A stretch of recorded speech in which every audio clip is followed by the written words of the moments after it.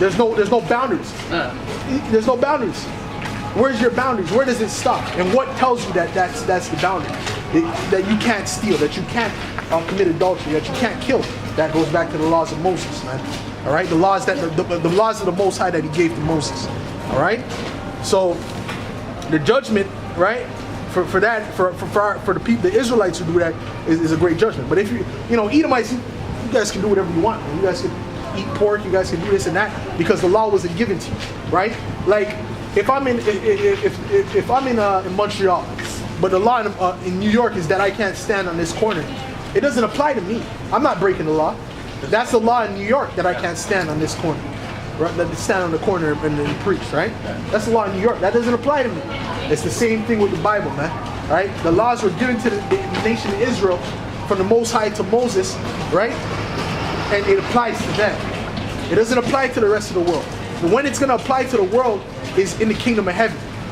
Okay, that's when it's going to apply to the world. Matter of fact, I'll get that in Isaiah the 2nd chapter. All right. And another thing, you see those guys that are in the land of Israel right now, the people they call themselves Jewish. Those are not the true Jews, man. Those are imposters. They modify the thing. They what? They modify take the laws and just put it, modify a bit just to put it at their advantage. So yeah, that's true. That is true. That is true. That is true. Have you seen this before? Have you seen Israelites out here preaching before on the internet, maybe? Yeah, I read a lot about it because I was studying history in not high school, in college. Okay. So I read a lot about it. Okay. And I had to do some comparison. So okay. Just when people just are just preaching about what they believe in, I like to listen because that reminds me what I did like as a work. It was a work. But I read a lot of different view, and I like to put it all together because I like to think about that and just like say I know there's something, but what they teach me when I was young, I didn't believe in. So I'm still.